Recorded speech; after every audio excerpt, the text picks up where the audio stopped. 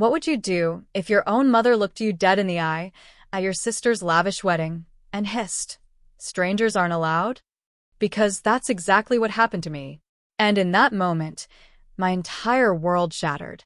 I'm Amber Hayes, and I never, ever thought I'd be the one standing outside my own sister's wedding reception, being told I wasn't welcome. I remember giving my name to the staff, expecting them to nod me right in. Instead, their faces just crumbled into confusion. "Sorry," one of them mumbled. "Your name isn't on the list." I was shocked, absolutely floored. My mom was standing nearby, watching, and when I turned to her, desperately hoping she'd clear up this obvious mistake, she just smirked. That cold, knowing smirk. "Did you really think you were invited, Amber? Strangers aren't allowed here." The words hit me like a physical blow, a punch right to the gut. My heart was tearing itself apart, but somehow I managed to smile back, a calm, terrifyingly calm smile. "Then I'll live like a stranger," I told her. And I turned, and I walked away. This isn't just a story about family betrayal. It's about the sheer, gut-wrenching strength it takes to finally walk away from toxic relationships that are slowly, silently killing you. I grew up in a pretty standard, middle-class suburb right outside Boston. Our house wasn't some grand mansion, but it was in a fantastic school district. My dad, Richard, always said that was the most important investment he could make for his daughters. Dad was an accountant, steady and kind. My mom, Diana, dabbled in real estate, but mostly considered herself a homemaker. Then there was Madison, my sister, 3 years older than me. And for as long as I can breathe, she was Mom's undeniable favorite. When I was younger, I didn't quite grasp the favoritism. I just thought Madison got more attention because she was older, or maybe she just needed more help. Madison was undeniably pretty, super popular, but she always struggled with school. Me? I was the quiet one, the bookworm, always sketching or painting. Art was my escape. My dad, he was my anchor. He'd often sit with me at the dining room table while I drew, telling me how truly talented I was. Those moments with him? They were precious, tiny islands of validation in a household where I often felt utterly invisible, where I felt like a ghost. Everything changed, abruptly and brutally, when I was 15. Dad came home from work, complained about a little heartburn, went to lie down, and never got up again.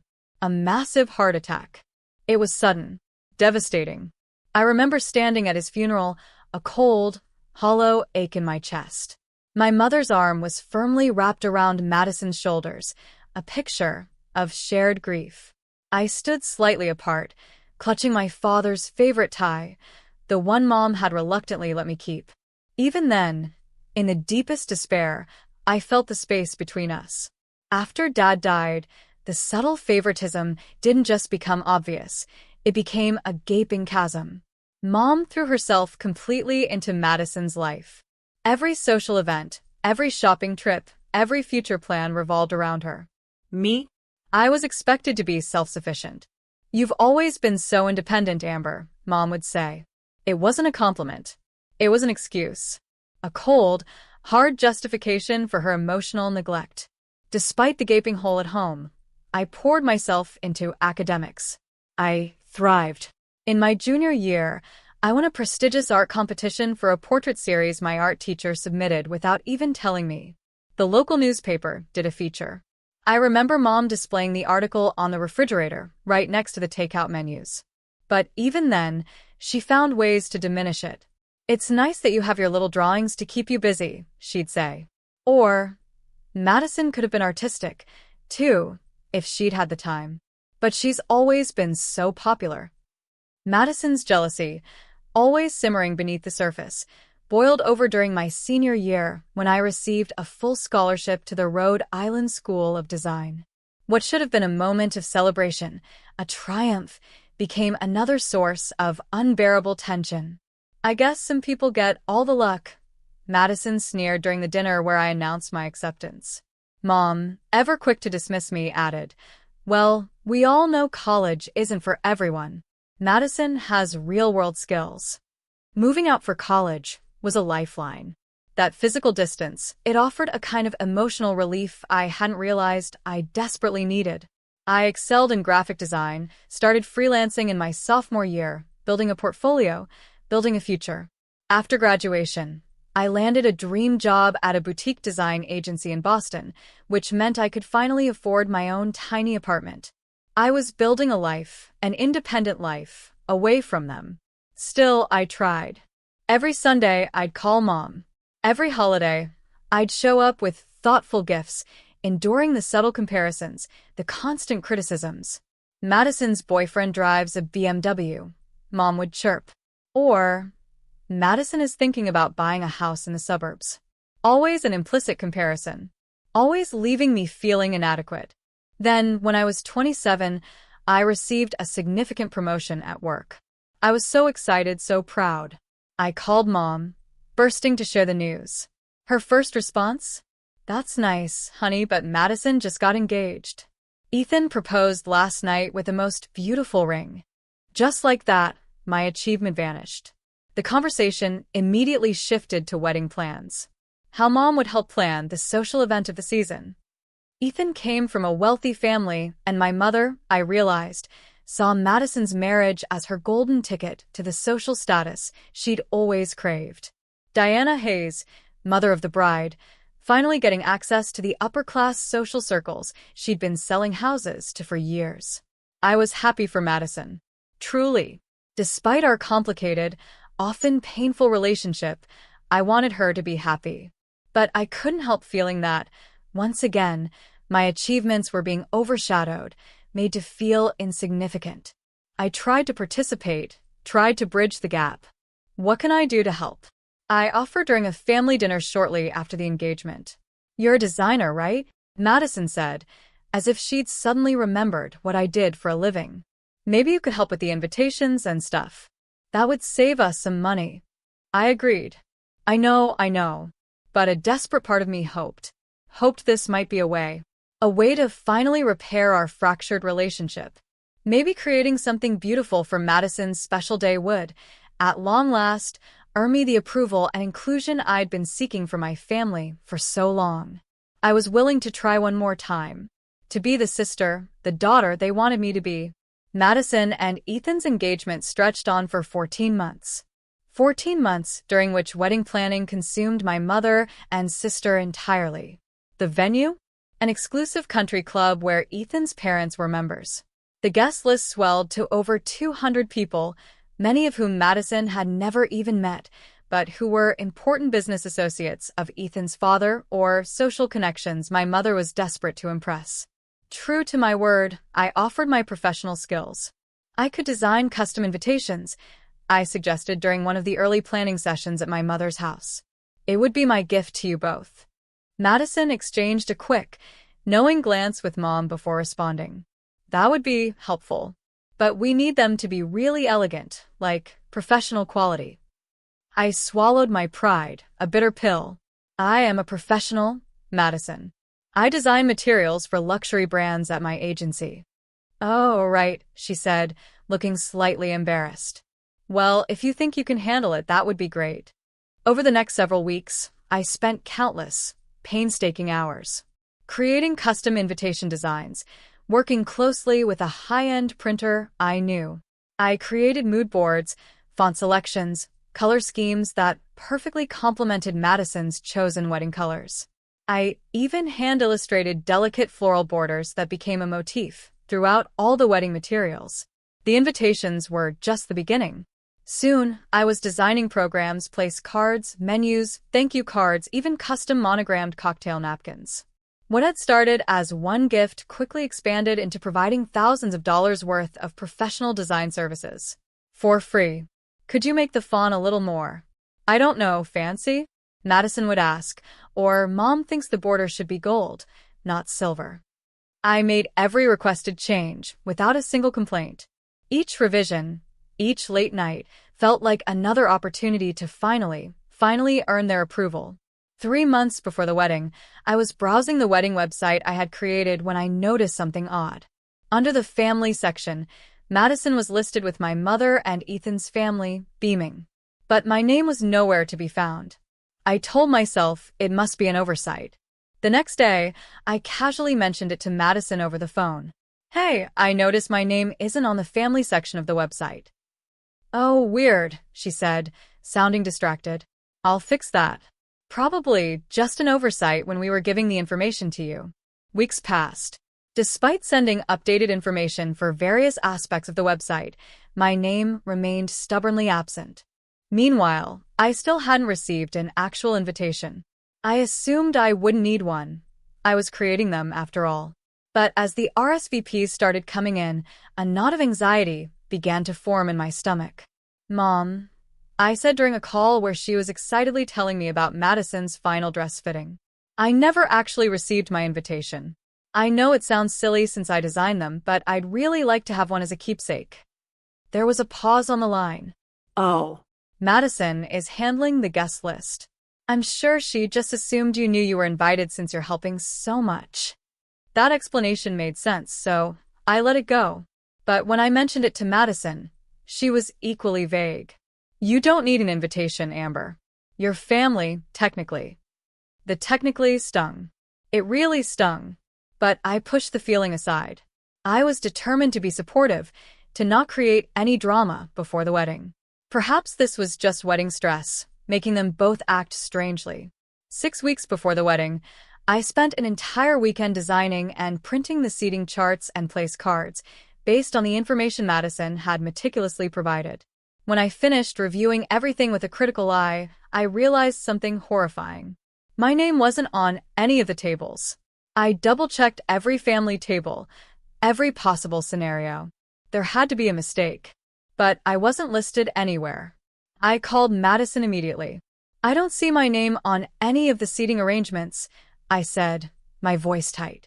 Oh, she said, sounding utterly uncomfortable. Well, you'll be busy helping coordinate things, right? I figured you wouldn't have time to sit and eat. Madison. I bit back. I'm not the wedding coordinator.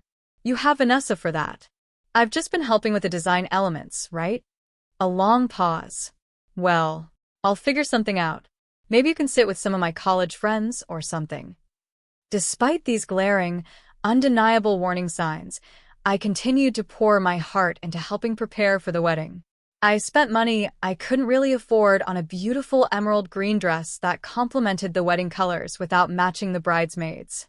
I searched for the perfect wedding gift, eventually finding a vintage silver frame that I had custom engraved with their names and wedding date, planning to add a wedding photo later. The night before the wedding, I couldn't sleep. I was excited for my sister, yes, but also increasingly anxious about my place in this event, in my family. I tried on my dress one last time, did a practice run of my hair and makeup, and carefully packed everything I would need for the next day. I wanted everything to be perfect. I wanted, so desperately, to finally be enough. The morning of the wedding, I woke early and made myself a strong cup of coffee. I texted Madison a simple "Good morning, big day, love you" message. It received no response. I tried not to read too much into it. She was the bride, after all. Probably overwhelmed.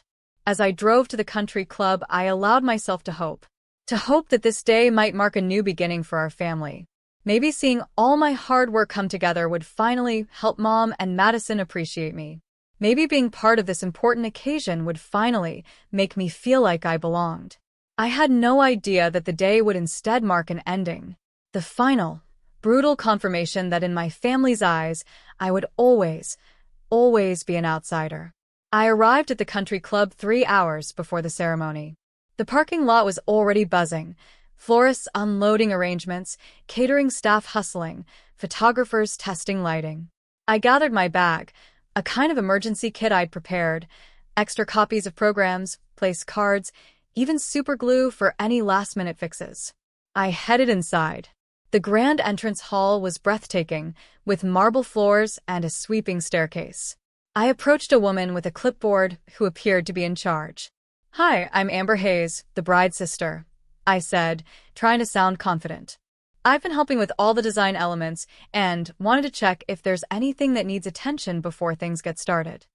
The woman, Vanessa, according to her name tag, looked at me with slight confusion. "Oh, You're the designer. I thought you were just handling things remotely. Madison didn't mention you'd be here for setup. I'm her sister, I repeated, feeling the first sharp twinge of unease. Right, Vanessa said, checking something on her clipboard. Well, everything's under control with the printed materials. The mother of the bride is upstairs with the bridal party if you need to speak with them. Mother of the bride. Not my mother, though. Just the mother of the bride. As if I had no connection to her at all. I made my way upstairs to the suite where Madison and the bridesmaids were getting ready. Through the door, I could hear laughter and music, a joyous bubble I felt miles away from. I knocked, and the door was opened by one of Madison's friends from college. Oh, she said, clearly surprised to see me. Amber, right?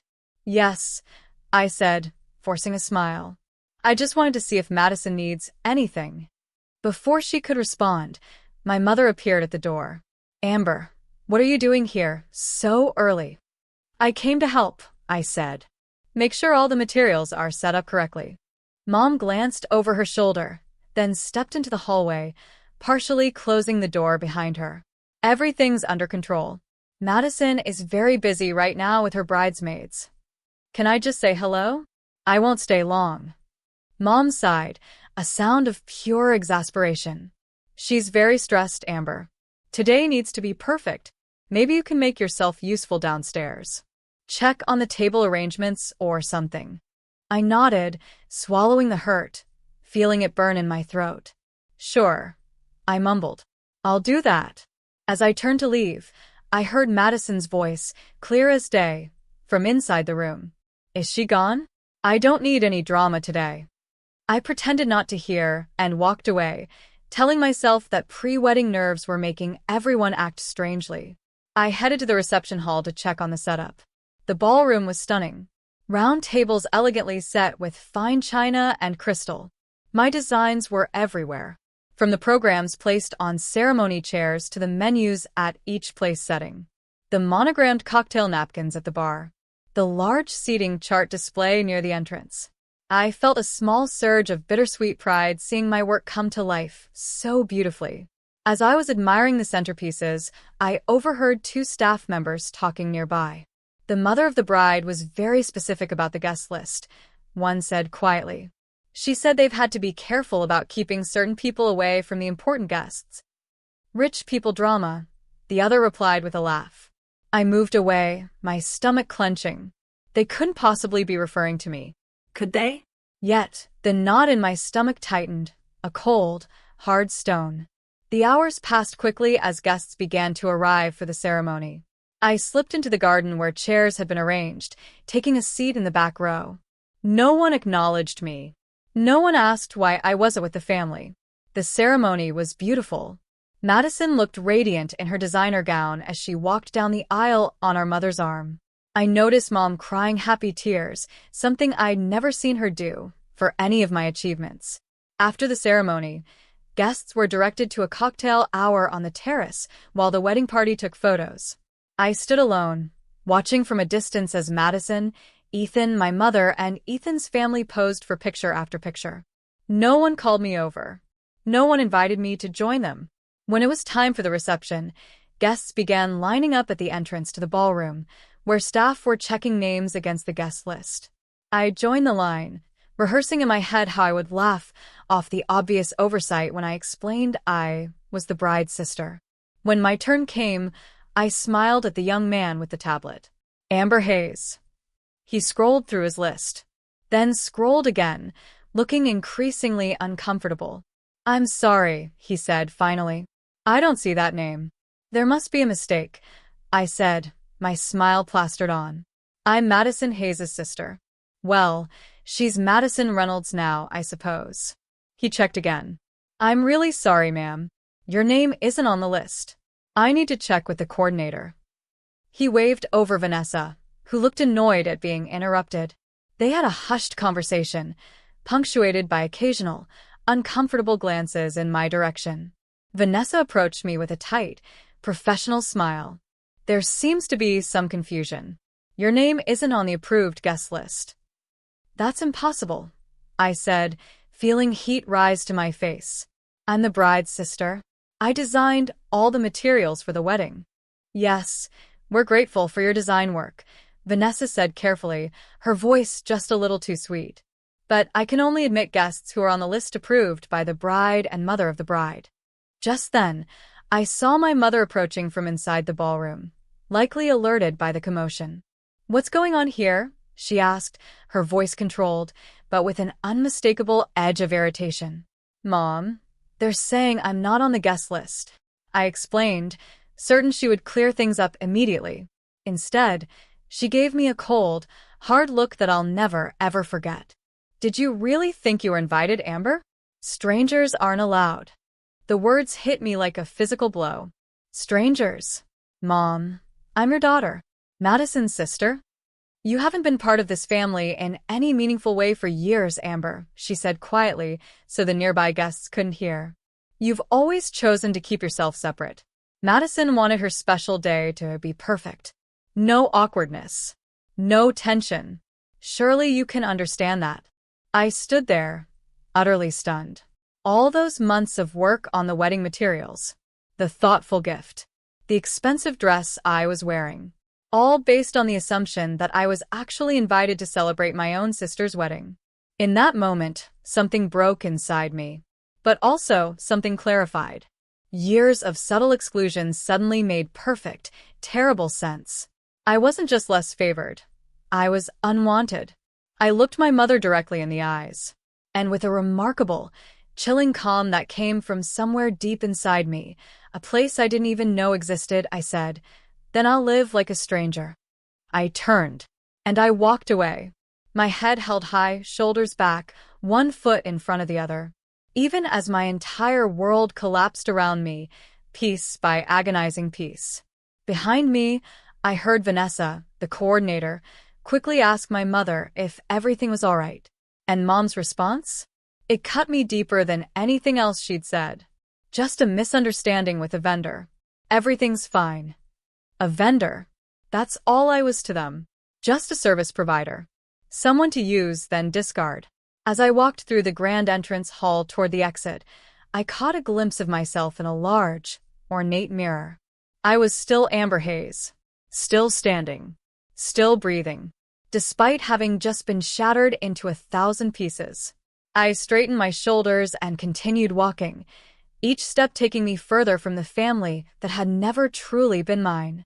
The country club's massive oak doors closed behind me with a heavy thud that seemed to punctuate the finality of what had just happened. I stood on the wide stone steps, suddenly very aware of the ridiculous green heels I'd spent too much money on. They were already starting to pinch my feet, and I had nowhere to go. My car was in the far corner of the parking lot. I started walking toward it, each step sending shooting pain through my feet and up my ankles. It felt appropriate somehow.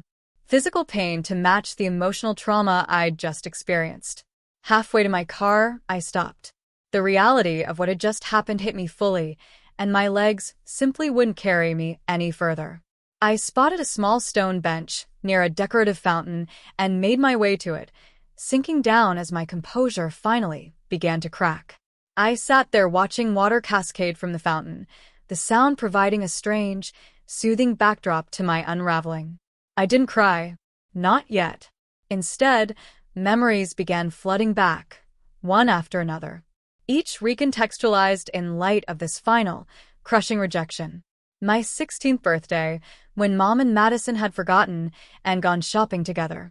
The high school graduation party, where I'd overheard Mom telling her friends how Madison had been the one to really struggle after Dad died, with no mention of my own grief.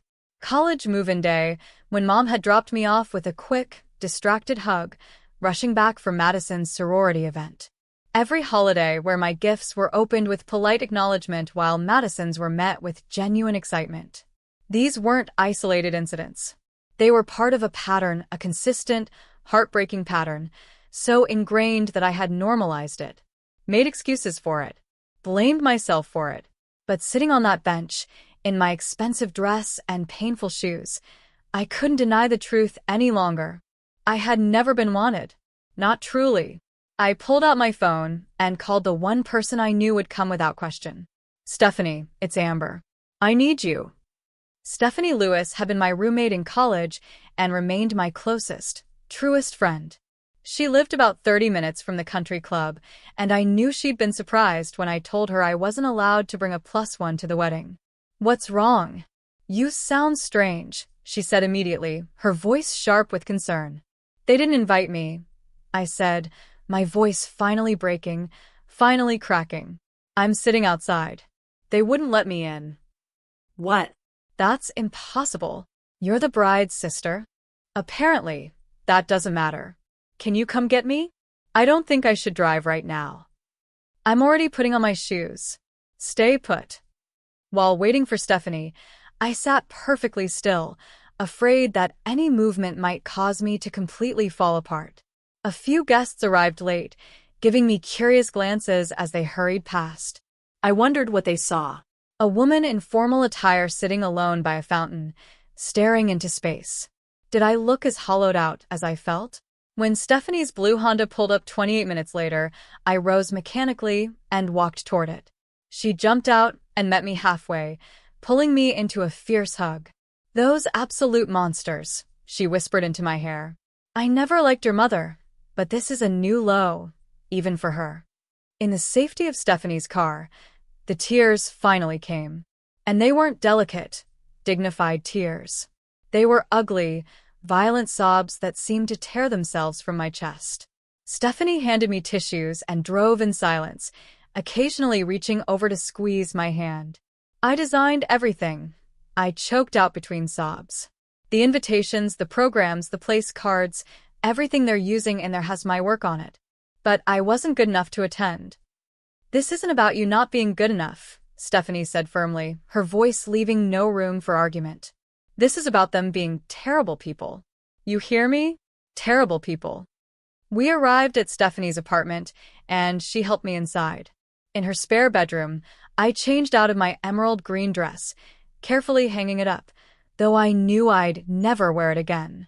Stephanie lent me sweatpants and a t-shirt, then made tea while I washed the makeup from my tear-stained face. Check your phone, she called from the kitchen. I bet people are wondering where you are. I hadn't looked at my phone since calling Stephanie. Now I saw several notifications. There were new posts on Madison's wedding hashtag, photos of the ceremony, the first dance, the cake cutting. My designs were visible in many of the shots, but I was nowhere to be seen. There were also text messages, not from my mother or Madison, but from distant relatives. Great seeing everyone except you today. Missed you at the wedding. Where were you hiding during the reception? Wanted to say hello. Didn't see you at Madison's wedding. Everything okay? And then a message from my mother. Your behavior was completely unacceptable. You've embarrassed the entire family. We'll discuss this after the honeymoon. My behavior. As if I had done something wrong. By simply existing. By expecting to be treated like a member of the family. What does it say? Stephanie asked, returning with 2 mugs of tea. I showed her my mother's message, and her face hardened. Block her, she said. Block both of them. At least for now. I can't just. You can. You should. They don't get to hurt you like this, and then dictate the terms of your response. I stared at my phone, my finger hovering over the block button. My entire life had been spent trying to earn love and acceptance from my family. Could I really cut them off so easily? They already cut you off, Amber, Stephanie said gently, reading my thoughts. You're just acknowledging what they've already done. I blocked them both, then turned off my phone entirely. The silence felt both terrifying and liberating. That night, curled up in Stephanie's guest bed, I experienced waves of emotions, grief, rage, humiliation, and occasionally, brief moments of numb relief. It was as if a weight I'd been carrying for years had been violently torn away, leaving me both lighter and profoundly unbalanced. Who am I whispered into the darkness, if I'm not the person desperately trying to be good enough for Diana and Madison Hayes? I didn't have an answer yet, but for the first time, I was ready to find out. The week following the wedding was the lowest point of my adult life.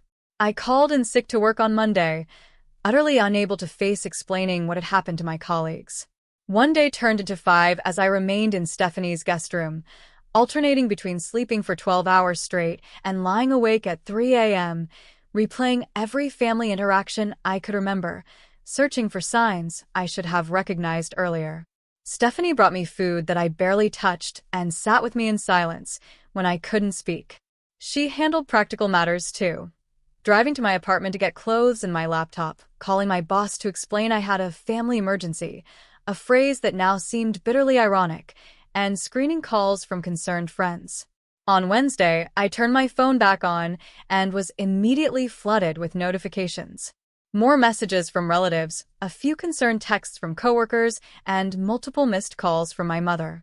There was nothing from Madison. I listened to one voicemail from my mother. "Amber, this childish behavior needs to stop. You're making a scene over nothing. Call me back immediately." Over nothing. Being publicly rejected and humiliated by my only family was nothing to her. I deleted the message and all the others without listening to them. Then I opened social media, immediately regretting it when I saw my feed dominated by wedding photos.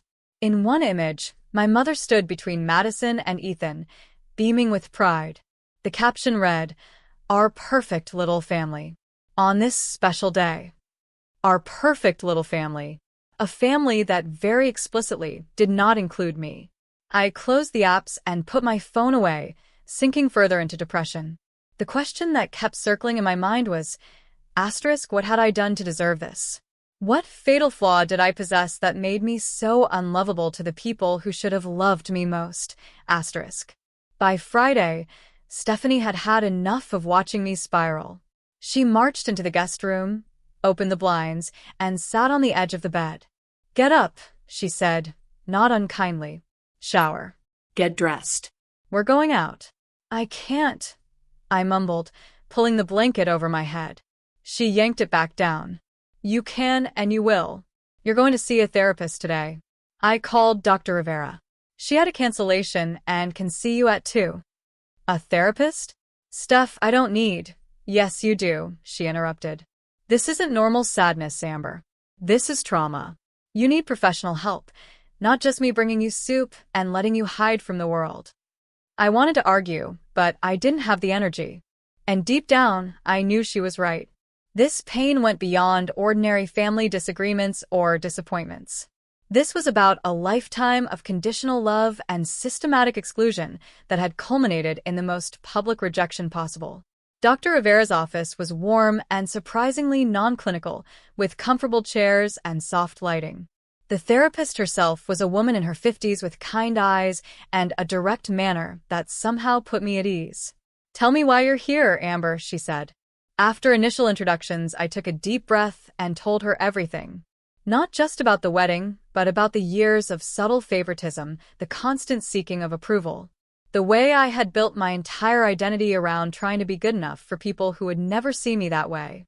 "What you're describing sounds like a family dynamic with narcissistic patterns," Dr. Rivera said when I finished. "Your mother appears to have cast Madison in the role of the golden child and you as the scapegoat. These aren't conscious choices on her part, but deep-seated patterns that likely stem from her own upbringing and psychological needs." "So, it's not that I did something wrong?" I asked, embarrassed by how small my voice sounded. "No, Amber. Children don't earn or deserve mistreatment. You are placed in this role for reasons that have everything to do with your mother's limitations and nothing to do with your worth." I nodded, tears streaming down my face. "Then why does it hurt so much?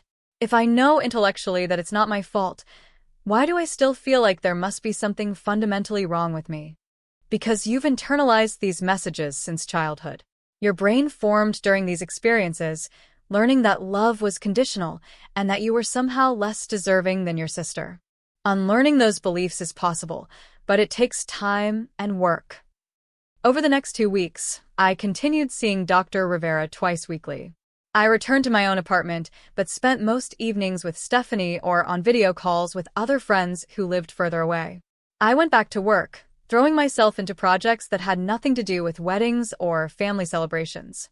During a particularly difficult therapy session, Dr. Rivera suggested I look through old family photos. Not to reminisce, but to observe the patterns with new awareness.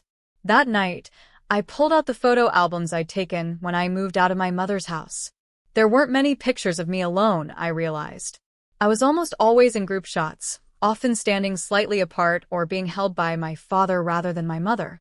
In one Christmas photo, taken when I was about 7, I was opening a present while Madison watched. Even then, I could see it in my expression. The hopeful anxiety, the desperate desire for approval. I had been performing my whole life for an audience that had already decided not to applaud. Near the bottom of the box of photos, I found something I'd forgotten. A letter my father had written to me when I won a school art contest in 5th grade. He'd been away on a business trip and couldn't attend the ceremony, but had left this note for me to open afterward. "My dearest Amber," it read, "I'm so sorry I couldn't be there today to see you receive your award.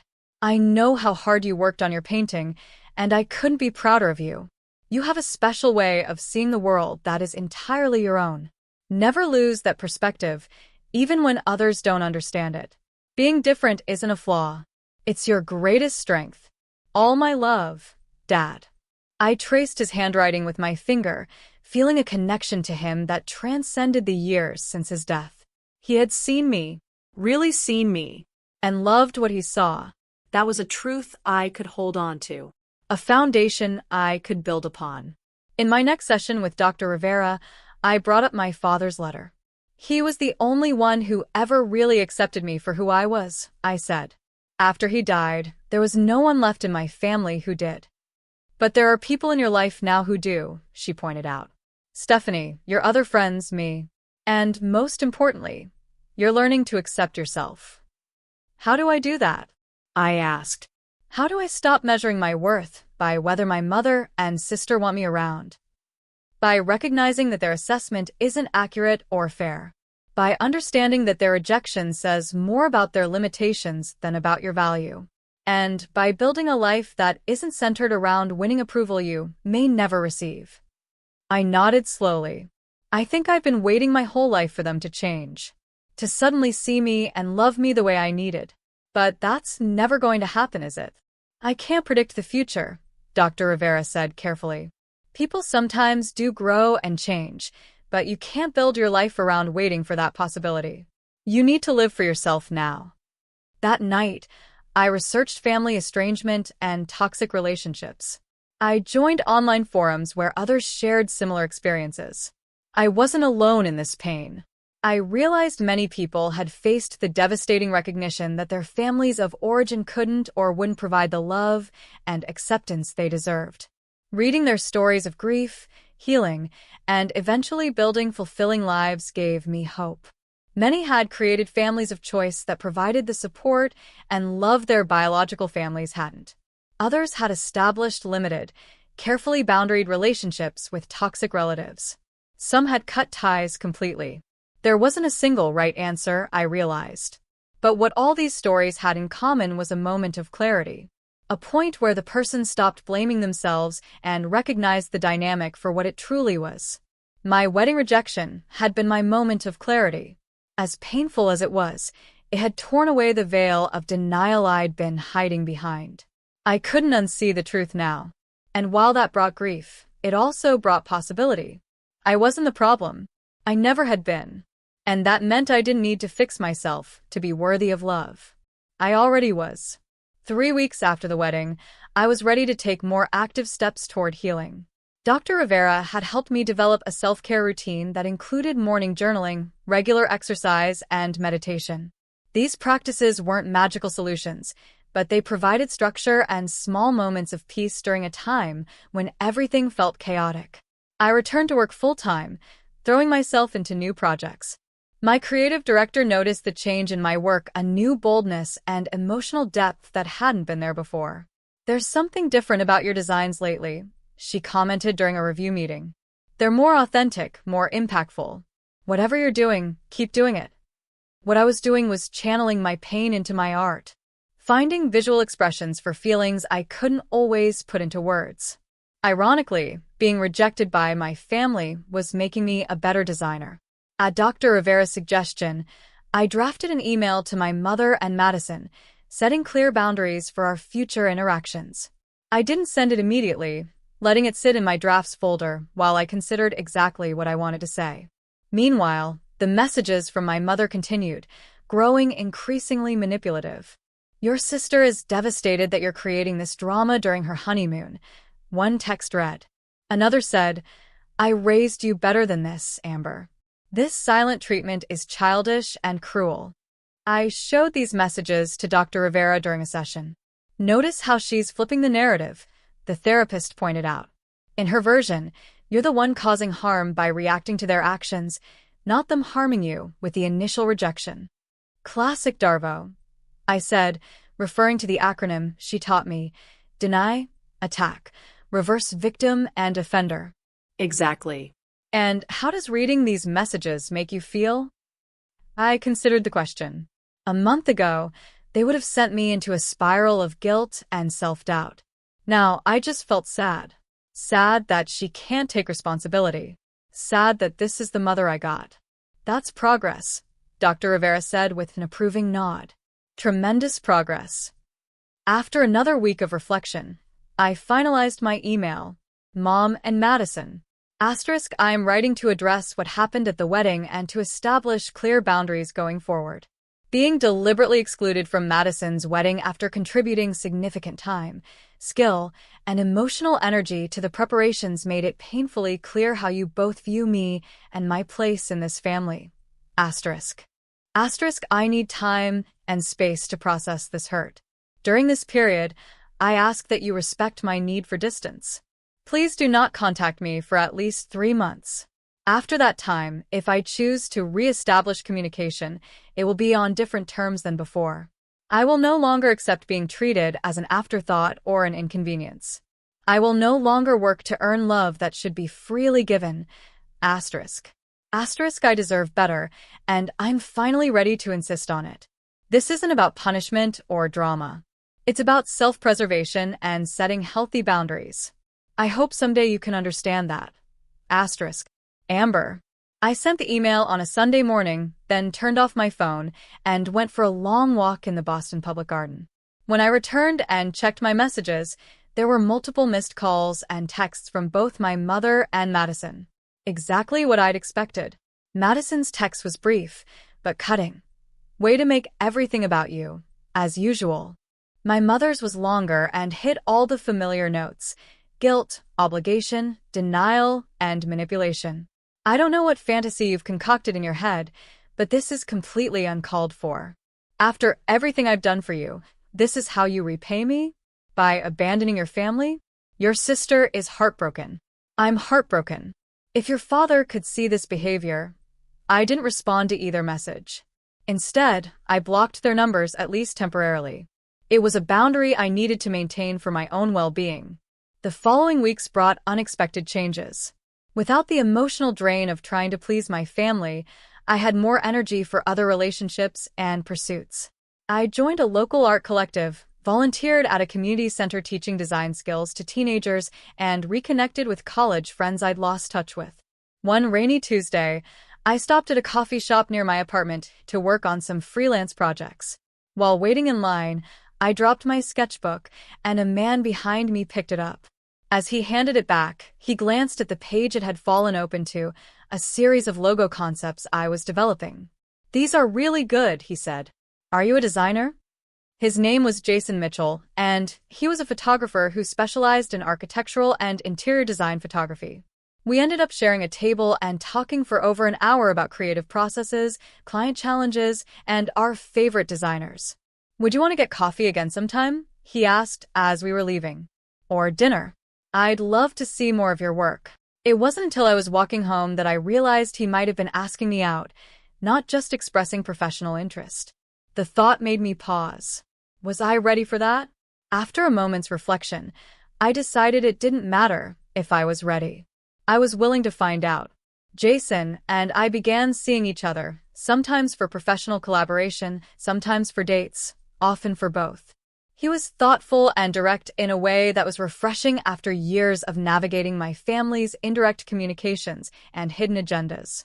When he said he'd call, he called. When he had a concern, he expressed it. When he enjoyed something about me, he said so plainly. I like how your mind works, he told me one evening as we walked along the Charles River. You see connections that other people miss. These simple affirmations meant more to me than any compliment I'd ever received. There was no performance required, no hoops to jump through. Jason liked me as I was, not as I pretended to be. As my personal life blossomed, I also made a significant professional decision. I began looking for a new apartment in a different neighborhood, wanting a fresh start in a place that didn't hold memories of rushing to family dinners where I'd feel excluded, or returning home dejected after another disappointing interaction. I found a sunny one-bedroom in Jamaica Plain, further from my office, but in a vibrant community with more artists and creative professionals. The move was both physically exhausting and emotionally liberating. Each item I packed represented a choice about what to bring into my new life and what to leave behind. In my new space, I created a home office that doubled as a studio for personal creative projects. I painted the walls a soft sage green that made me feel calm and grounded. I hung art by local artists I admired and friends whose work inspired me. I made every decision based solely on what I wanted, not what anyone else would think. 3 months passed, then 4. The holiday season approached, traditionally a time when family obligations would have dominated my thoughts and schedule. My mother emailed, ignoring the boundaries I'd set in my previous message. Thanksgiving dinner will be at 3 p.m. Madison, and Ethan will be there. I expect you to put this nonsense behind you and behave like an adult. Family is family. I drafted and redrafted my response several times before settling on. Thank you for the invitation, but I won't be attending Thanksgiving this year. I wish you a pleasant holiday. It was polite but firm. No explanations. No apologies. No opening for negotiation. Instead of the traditional family Thanksgiving, I accepted Stephanie's invitation to a Friendsgiving gathering. Jason came too, meeting my closest friends for the first time. We ate too much, played board games, and laughed until my sides hurt. Not once did I feel I was performing or seeking approval.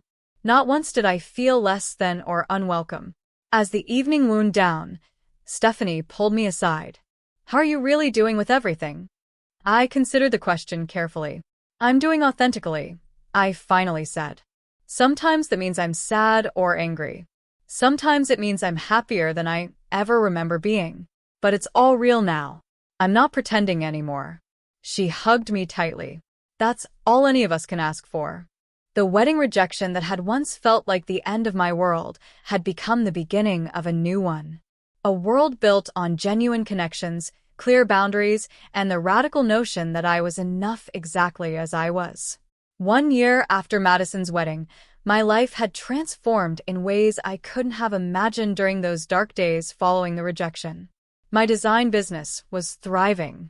I had left the agency to start my own boutique studio specializing in branding for small creative businesses. My relationship with Jason had deepened into something solid and nurturing. My apartment had become a true home, filled with art, plants, and frequent gatherings of friends. I still saw Dr. Rivera monthly, now focusing less on crisis management and more on continued growth and occasional navigation of family situations. The work we'd done together had helped me develop what she called an internal validation system, the ability to assess my own worth without relying on external approval, particularly from my family. This new foundation was tested when, 13 months after the wedding, Madison called me out of the blue. I had maintained minimal contact with my family, exchanging brief, civil emails around holidays and birthdays, but nothing more. Seeing Madison's name on my phone screen sent a jolt of anxiety through me, but it was milder than it would have been before. I answered with a simple, "Hello, Madison." "Amber." Her voice sounded strained. I need to talk to you." "I'm listening," I said, keeping my tone neutral. What followed was unexpected. Madison's perfect marriage was in trouble. Ethan had been working constantly, leaving her alone in their expensive suburban house. My mother had been pressuring them about starting a family, adding tension to an already strained relationship. Madison was miserable and didn't know who to turn to. "Mom just keeps saying I need to be more understanding about Ethan's work hours, that all successful men are busy," she said, her voice breaking. She says I should be grateful for the lifestyle he provides and stop complaining. I recognized the pattern immediately. Our mother, prioritizing status and appearances over genuine emotional needs. For the first time, Madison was experiencing what it felt like to have her feelings dismissed. That sounds really difficult, I said carefully. I'm sorry you're going through this. I thought about what you said in that email last year, Madison continued, about not accepting being treated as an afterthought, about deserving better. She paused. I didn't get it then. Maybe I'm starting to now. It would have been easy to respond with bitterness or righteous satisfaction. Part of me wanted to say, how does it feel to be on the receiving end for once? But that wouldn't help either of us move forward. Instead, I said, it's never too late to start recognizing your own worth, Madison. We talked for nearly an hour, not as close sisters picking up where we left off, but as two adults, cautiously building something new. I listened more than I spoke, offering support without overcommitting. When she asked if we could get coffee sometime, I agreed, but suggested a public cafe rather than either of our homes. After the call, I sat in my window seat, watching the autumn leaves swirl in the courtyard below. I felt strangely peaceful. Madison's reaching out didn't erase the past harm, but it suggested the possibility of a different future. Not the idealized family reconciliation I once would have desperately wanted, but perhaps something more honest and ultimately healthier. The coffee meeting with Madison was awkward but civil. We stuck to safe topics, mostly her work as an event coordinator, my new business, neutral childhood memories involving our father. As we were leaving, she hesitantly mentioned Thanksgiving. Mom's expecting everyone at her house as usual, she said. Would you consider coming? Ethan and I would be there, and his parents. I had prepared for this question. I appreciate the invitation, Madison, but I'll be hosting my own Thanksgiving this year with friends. You and Ethan would be welcome to join us if you'd like to try something different. Her surprise was evident. You're hosting Thanksgiving? Yes.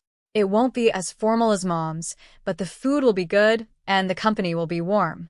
Madison didn't accept my invitation, which didn't surprise me, but the fact that I had extended it on my own terms, from a place of strength rather than need, felt significant. My mother's reaction to hearing about our coffee meeting came in the form of a lengthy email, alternating between statements like, I'm glad you girls are finally putting this nonsense behind you, and subtle digs like, I always knew you'd come around eventually, when you were ready to be mature about things. In the past, I would have analyzed every word, looking for genuine approval while internalizing the criticism. Now, I simply noted the familiar patterns and responded with a brief, I'm glad Madison and I had a chance to talk as well. I hope you're doing well. The shift in my response to my mother wasn't lost on Jason, who had witnessed some of my earlier reactions to family communications. You used to get so anxious whenever your mom contacted you, he observed one evening as we cooked dinner together. Now you just seem, I don't know, unaffected. I considered this as I chopped vegetables. Not unaffected exactly, I said. More like I see her clearly now. I understand her limitations. I know her approval isn't necessary for my happiness, and her disapproval doesn't determine my worth. Jason smiled. That's a big change from the woman I met a year ago who apologized for having opinions about where we should have dinner. He was right. The woman I'd been before the wedding rejection had been so afraid of disapproval that she'd made herself small, avoiding conflict at all costs. The woman I was now understood that healthy disagreement was part of an authentic relationship, and that true connection required showing up as my full, imperfect self. As another holiday season approached, I made good on my plan to host Thanksgiving. Our guest list included Stephanie and her boyfriend, Jason, several friends from the art collective, 2 former colleagues, and a few neighbors from my building. Madison and Ethan declined, as expected, but to my surprise, they sent a lovely bottle of wine and a handwritten note wishing us a happy holiday. The day was chaotic and wonderful. Too many cooks in my small kitchen. A turkey that took longer than expected. Spirited debates about movies and books. Board games that got increasingly competitive as the evening progressed. Looking around at the mismatched chairs and borrowed plates, the diverse group of people who had chosen to spend their holiday together, I felt a sense of completion. This was family. not defined by blood or obligation, but by mutual care and choice. These people saw me, valued me, and wanted me present, not for what I could do for them, but simply for who I was. The wedding rejection that had once seemed like the ultimate confirmation of my unworthiness had actually been the beginning of my liberation. By walking away from people who couldn't love me properly, I had created space for those who could. By releasing the exhausting pursuit of conditional approval, I had found the energy to build a life that truly reflected my values and desires. One evening in December, I received a message from a cousin I hadn't spoken to since the wedding. She was in town for a conference and wondered if we could meet for coffee. We arranged to meet at my favorite cafe near my apartment. "I heard about what happened at Madison's wedding," she said after we'd exchanged initial pleasantries. "And Diana told everyone you had a scheduling conflict, but I figured that wasn't the whole story." I smiled slightly. "No, it wasn't." "You seem good, though," she observed. "Better than I remember seeing you at family gatherings, actually." "I am good," I confirmed. It turns out that sometimes the worst thing that happens to you can lead to the best version of yourself. As I walked home from the cafe, I reflected on the journey of the past year. The pain hadn't disappeared entirely. There were still moments of grief for the family relationships I had wanted but never had. But those moments no longer defined me or determined my choices. I had learned that family isn't always who you're born to. Sometimes it's who you choose, and who chooses you in return. I had learned that love shouldn't require constant performance or proving yourself worthy.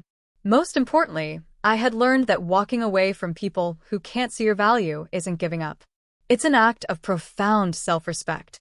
The stranger I had promised to become that day at the wedding reception wasn't really a stranger at all. She was the authentic self I had always been, beneath the layers of people-pleasing and approval-seeking. By walking away from conditional love, I had finally found my way home to myself. So, I guess my question for you is, have you ever reached that breaking point? That moment where you had to walk away from someone you loved, even when society screams, "But they're family." I know it's not easy, and I'd really, truly love to hear your stories, your thoughts, your advice in the comments below. We're all in this together, trying to figure out what family truly means. Thank you for listening to my journey. And remember, sometimes the family you choose is far more nurturing, far more loving than the one you were born into. Take care.